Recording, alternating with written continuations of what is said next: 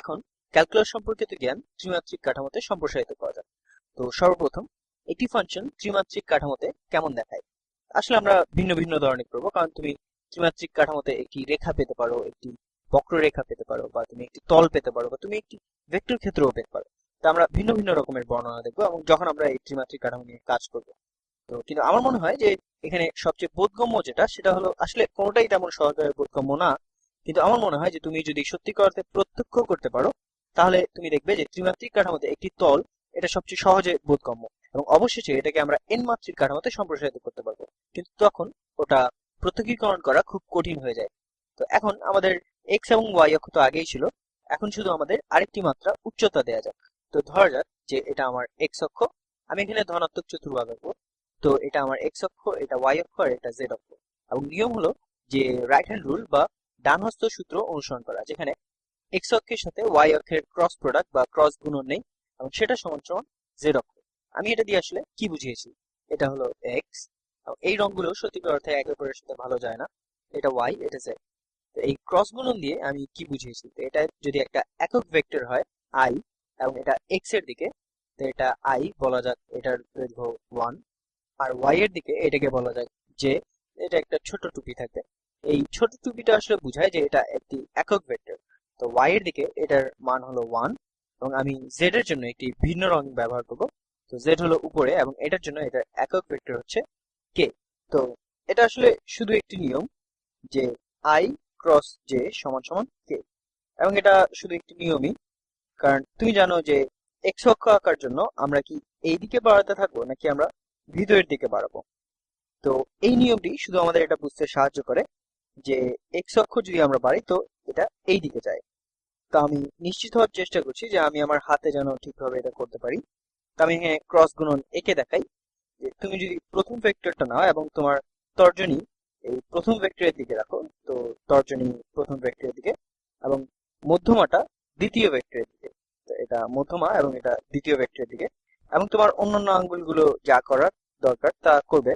তো এটা হবে, তো এটা হবে আই এর দিক, এবং এটা হবে কে এর দিক। ও দুঃখিত, এটা জে এর দিক, ঠিক আছে, ওয়াই এর দিকে। এবং তারপর তোমার বৃদ্ধাঙ্গুলের তালু আছে, এবং এটা উপর দিকে থাকবে। তো এটা হবে কে এর দিক। তো এটা শুধু একটু জানা ভালো যে এটা কোথা থেকে নিয়মটি এসেছে। এটাকে বলা হয় এই যে ডানহাতি স্থানাঙ্ক ব্যবস্থা। তো এখন আসল জিনিসে যাওয়া যাক। তো কিভাবে আমরা একটি ত্রিমাত্রিক কাঠামোতে একটি তল সংজ্ঞায়িত করি। আচ্ছা, আমরা জেড কে সংজ্ঞায়িত করি এক্স এবং ওয়াই এর ফাংশন হিসেবে। তো আমরা লিখতে পারি যে জেড সমান সমান ফাংশন অফ এক্স এবং ওয়াই, এবং এটা বোঝায় যে তুমি যদি আমাকে একটি এক্স এবং ওয়াই এর মান দাও, তো আমি এখান থেকে জেড এর মান বের করতে পারবো। তো এবং আমি এটা তোমাকে দেখাই। আচ্ছা, আমি এখানে প্রথমে নেই যে জেড সমান সমান এক্স যোগ ওয়াই, না, জেড সমান সমান এক্স স্কোয়ার যোগ ওয়াই।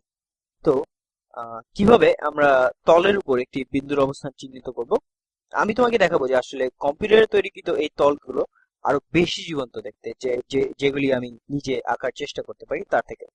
তো দেখা যাক, আমরা যদি এখানে যদি নেই যে, যদি বলি যে জেড জেড সমান সমান, আচ্ছা, বলা যাক যে ফাংশন অফ, কি বলা যায় আমি জানি না, যে টু 2,1, হ্যাঁ। তো আচ্ছা, এটা বুঝাবে যে এক্স হলো 2, তো এটা সমান 2 স্কোয়ার যোগ 1। আচ্ছা, তো এটা সমান 5। আমাদের যদি এই বিন্দু তলে বসাতে হয়, আচ্ছা হয়তো আমি এখানে লিখে বসাবো, তাহলে সামান্য একটু এক্স অক্ষ বরাবর এটা 2 যাবে, তো এটা 1 2, এবং ওয়াই অক্ষ বরাবর এটা 1 যাবে।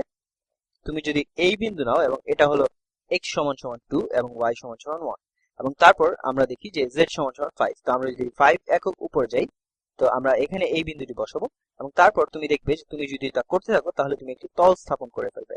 আচ্ছা, এখানে তো আমি কিছুটা পরিষ্কার করে ফেলি। এখন সাধারণত তোমার মনে যেটা প্রশ্ন আসবে সেটা হলো, আচ্ছা আমি তোমাকে প্রথমে একটি তল দেখাই। আমি এটা ভয় পাই যে আমি যখন এই লেখাটি ব্যবহার করি তো আমার কম্পিউটার ধীর গতির হয়ে যায় এবং এমন শব্দ করে যে আমি আবেগপ্রবণ হয়ে যাই। কিন্তু আমি এই ঝুঁকিটি নিব, তুমি শুধু আমার সাথে থাকো। এখন আমি একটি তল ব্যবহার করি, এই জাভা অ্যাপলেট গ্রাফার, এটা ব্যবহার করে, এবং এটা আসলে একদম বিনামূল্যে, আমি তোমাকে এটার লিঙ্কটি দিব। তো এটা হলো এই তল ঠিক এখানে, এবং আমি তোমাকে এটা লেখে দেখাবো এবং এটার পার্শিয়াল ডেরিভেটিভ নিয়ে শুরু করবো। এই দেয়ালটি নিয়ে উদ্বিগ্ন হওয়ার কোনো দরকার নেই, কারণ এটাতে আমরা 1 সেকেন্ডেই যাব। তো এটা আমার এক্স এবং ওয়াই এর ফাংশন। তুমি দেখতে পারো যে এটা হচ্ছে এক্স অক্ষ এবং এটা ওয়াই অক্ষ এবং এই উচ্চতা হলো জেড অক্ষ। এটা হয়তো আমার কম্পিউটার কিছুটা ধীর গতি করে ফেলবে, কিন্তু তুমি সত্যিকার অর্থে এটা ঘোরাতে পারো। এটার দিকে দেখো। হ্যাঁ, আমি এটাকে আর ধীর গতি করতে চাই না, কারণ বিশেষ করে আমি এই পর্দাটিকেই আবদ্ধ রাখার চেষ্টা করছি। তো যাই হোক, আমার মনে হয় তুমি বুঝতে পারবে যে যখন তুমি একটি এক্স বিন্দু নাও এবং তুমি একটি ওয়াই বিন্দু নাও, তারপর এই জেড, এই তল ঠিক এখানে এই ছেদকারী রেখা বাদ দিয়ে এই তল এখানে, এটা হচ্ছে এক্স এবং ওয়াই এর ফাংশন। আচ্ছা, তা এখন আমাদের প্রশ্ন হচ্ছে যে তুমি তলের ক্ষেত্রে কিভাবে ক্যালকুলাস প্রয়োগ করবে। আচ্ছা, আমি এই জিনিসটি আবার ফেরত আনি। হ্যাঁ, তুমি যদি এই তলের দিকে তাকাও, যদি তোমাকে কোনো বিধি নিরপেক্ষ বিন্দু নিতে হয় এবং বলে যে ওই তলের ঢাল কত, তো আচ্ছা, এটার কোনো প্রকার কোনো অর্থ নেই, কারণ তোমাকে এক ধরনের একটি দিক নিতে হবে। তো যদি তুমি বলো যে ওই স্পর্শক রেখার ঢাল কত, এই লেখার যে কোনো বিন্দুতে আসলে অসীম সংখ্যক স্পর্শক রেখা আছে। তা আমি তোমাকে বুঝিয়ে দিচ্ছি যে ধরো এটা একটি বাটি, অথবা এমন কিছু নাও যা হয়তো তুমি জানো যে এরকম, এবং তারপর নাও আমি জানি না যে একটি টুথপিক, এবং এই বাটির সাথে তুমি এই টুথপিকটি স্পর্শক হিসেবে রাখো। তো তুমি দেখতে পারো যে বাটির যে কোনো বিন্দুতে তুমি শুধু ওই টুথপিকটিকে ঘোরাতে পারো। তো তোমাকে ওই টুথপিকের এক প্রকার পরিপার্শ্বিক অবস্থান নিতে হবে। তো আমরা যা শিখতে যাচ্ছি, যখন তুমি কোনো ডেরিভেটিভ নাও ত্রিমাত্রিক কাঠামোতে, তো তোমাকে দিকটি নির্দিষ্ট করতে হবে যেই দিকে তুমি ডেরিভেটিভ নিচ্ছ। এবং এই কারণে আমি আসলে এই দেয়ালটি এখানে এঁকেছি। এই দেয়ালের সমীকরণ হচ্ছে y সমান সমান 0.3, এবং তুমি এটাকে এভাবে দেখতে পারো যে এই দেয়াল বরাবর y হলো একটি ধ্রুবক। তো আমরা শুধু এখানে x এর সাপেক্ষে ডেরিভেটিভ নিতে পারি। তো আমরা অপরিহার্যভাবে এই বক্রের ঢাল নিব ঠিক এখানে, এবং চলো বের করি যে কিভাবে এটা করতে হয়। তো প্রথমে এই তলের সমীকরণটি আমি শুধু এটা যা উইকিপিডিয়াতে আছে সেখান থেকে নিয়েছি। তো এই তলের ক্ষেত্রফল হলো, এবং আমি এটা এখন সরিয়ে ফেলতে যাচ্ছি, তা এবং আমি আবেগ আপ্লুত হওয়ার মতো কোনো শব্দ করিনি। তো এই তলের সমীকরণ আমি শুধু সবকিছু পরিষ্কার করি, এই কারণে যে আমাদের হয়তো অতিরিক্ত কিছু জায়গা লাগবে। তো পেন টুলে ফিরে যাওয়া যাক। তো সমীকরণ হলো z সমান সমান x স্কোয়ার যোগ xy যোগ y স্কোয়ার। তো আমরা বলছিলাম যে আমরা যদি একটি ডেরিভেটিভ নিতে চাই, তো এটা তোমার কাছে জানা কঠিন, কারণ তুমি শুধু বলতে পারো না যে ওখানে একটি ডেরিভেটিভ আছে। তা আমাদের একটি দিক নিতে হবে, আমাদের আরো সবকিছুকে ধ্রুবক করতে হবে, এবং ডেরিভেটিভ নিতে হবে শুধু একটি চলকের সাপেক্ষে, এবং এটাকে বলা হয় যে পার্শিয়াল ডেরিভেটিভ। আমি জানি এটা উদ্ভট শোনায়, কিন্তু তুমি দেখবে যে এটা আসলে শুধু সাধারণ ডেরিভেটিভ নেওয়ার চেয়ে তেমন কঠিনতর কিছু নয়। তোমাকে শুধু নিশ্চিত হতে হবে যে তোমার মনে আছে যে কোন চলক একটি চলক এবং কোনটি ধ্রুবক। তো বলা যাক যে y কে আমরা ধ্রুবক ধরতে চাই, এবং আমরা শুধু বলি যে ধ্রুবক y এবং x এর সাপেক্ষে z এর কতখানি পরিবর্তন হয়। তারপর আমরা পার্শিয়াল ডেরিভেটিভ নেই, তো এটা হলো পার্শিয়াল ডেরিভেটিভের চিহ্ন। তো তুমি এটাকে উপরে একটি বাঁকানো হিসেবে ডি হিসেবে দেখতে পারো। তো এবং z এর পার্শিয়াল ডেরিভেটিভ x এর সাপেক্ষে, এটা সমান সমান সব মিলিয়ে আমরা যা করছি যে আমরা এই রাশিটি নিয়েছি এবং আমরা x এর ডেরিভেটিভ নিয়েছি। তো আমরা শুধু ধরে নিয়েছি যে y হলো কোন একটি ধ্রুবক। তো x এর সাপেক্ষে এটা হবে 2x, এবং x এর সাপেক্ষে xy এর ডেরিভেটিভ কত। আচ্ছা, এটা হলে শুধু y একটি সংখ্যা, শুধু একটি ধ্রুবক। মনে রাখো যে তোমরা এখানে ইমপ্লিসিট ডেরিভেটিভ নিচ্ছ না, তো y শুধু একটি ধ্রুবক। তো তোমার যদি কোনো ধ্রুবক গুণ x থাকে, ওটার ডেরিভেটিভ হলো শুধু ওই ধ্রুবক, তো যোগ y, এবং তারপর x এর সাপেক্ষে y স্কোয়ার ডেরিভেটিভ কত। আচ্ছা, আমরা ধরে নিচ্ছি যে y স্কোয়ার হলো একটি ধ্রুবক, তো এটা শুধু একটি সংখ্যা।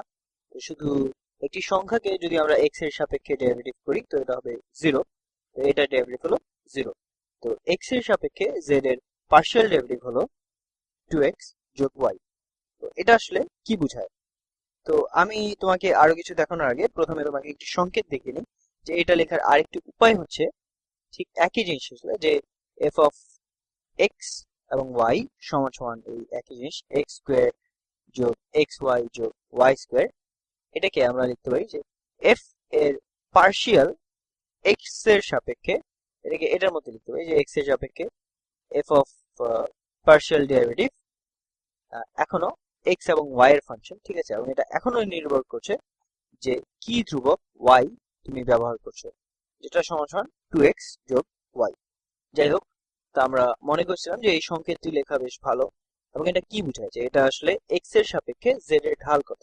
বলা যায় যে x যখন হলো 1, তো এবং আসলে ছোট সংখ্যা নেওয়া যাক। তো আমি জানি না যে এক্স সমান যখন 0.2 এবং ওয়াই সমান যখন 0.3। আচ্ছা, আর আমরা এটা ব্যবহার করতে পারি যে এফ এর পার্শিয়াল ডেরিভেটিভ এক্স এর সাপেক্ষে 0.2, 0.3 বিন্দুতে সমান সমান 2 গুণ এক্স মানে হচ্ছে 0.4 যোগ ওয়াই মানে 0.3।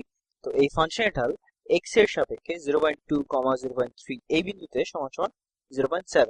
তো দেখা যাক যে আমরা প্রত্যক্ষীকরণ করতে পারি কিনা এই দেয়ালে নির্দেশ করে যে ওয়াই সমান সমান 0.3 রেখাটি, এবং আমরা ঢাল চাই এক্স সমান সমান 0.2 বিন্দুতে। তো এটা হলো এক্স সমান 0.2। ঠিক আছে, তো যে হারে উচ্চতা বা যে হারে জেড পরিবর্তন হচ্ছে এক্স এর সাপেক্ষে সেটা হলো 0.7। তো প্রতিবার এক্স যদি 1 বৃদ্ধি পায়, জেড বৃদ্ধি পাবে 0.7।